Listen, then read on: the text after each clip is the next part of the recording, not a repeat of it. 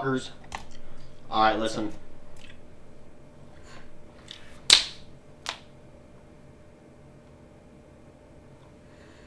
You guys aren't going to believe what happened. I blew the account, and you're not going to believe how.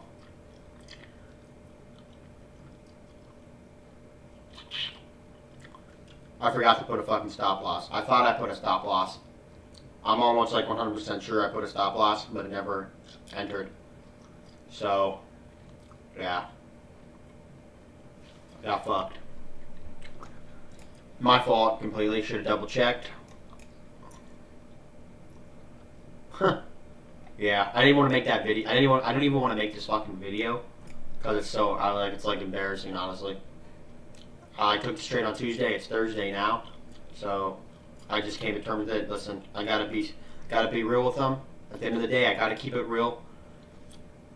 That account's gone. It's fucking blown. Obviously, there's nothing I can do.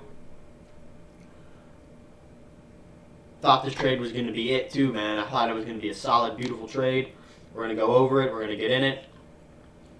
But look, moral of the story, fucking double check. Always double check. Let's get into it. So, beautiful silver bullet. Accumulation, boom, manipulation to the distribution. As you can tell, never got that distribution. This week had a lot of red news. Fucking August, bro, is like honestly brutal month. Brutal month. There's just so much news. But we got the buy side liquidity sweep. I then waited for a 5-minute shift to structure. Boom, we got that market structure shift. I then go down to 3-minute. But first, I just want to show you what I'm targeting. Is this sell side liquidity, this bullish fair value gap that we could potentially fill, this fair value gap that we would potentially fill. So we got 2 gaps that we could use as imbalances and fill them, right? That's what I'm targeting. My entry going to be on the 3-minute and 1-minute. And this is where I'm like, oh, bro, this entry is like going to be beautiful, right?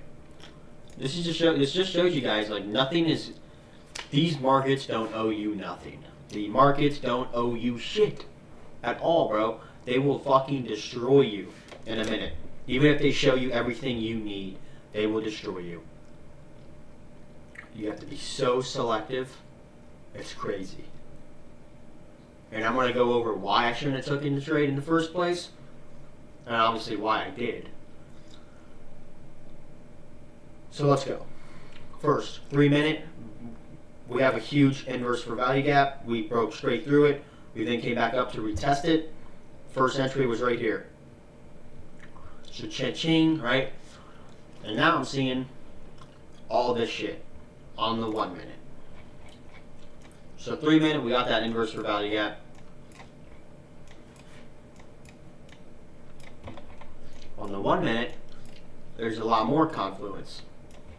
So we have that 3-minute inverse for value gap is also a 1-minute inverse fair value gap.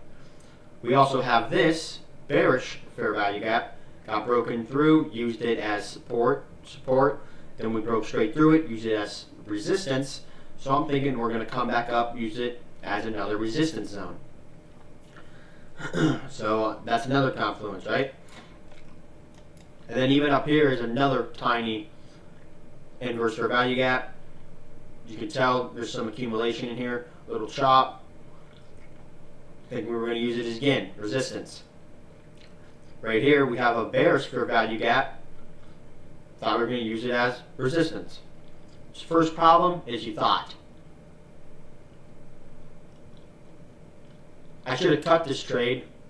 I should have been watching this trade and cut right when this broke structure. Right when these broke all of my confluences. I should have cut the trade. Another problem, I shouldn't have gone and done whatever the fuck I was doing. Probably making eggs, probably doing something. I mean, I thought I had a stop loss set. I mean, what the fuck? I thought I had my stop loss set, so I don't give a shit. Once I enter a trade, I'll go do something else. I don't need to watch it. I don't need to psych myself out. I don't need all that shit. Either I'm in or I'm out. Simple as that. If a TP gets hit or stop loss gets hit. In this case, there was no fucking stop loss. I mean, dude, I can't. I will get too mad. It's not okay. It's not even that I'm mad that the account's blown. It's mad that I feel like I let you guys down, bro. Like I feel like you guys fuck, man. It was the first series, and I shit.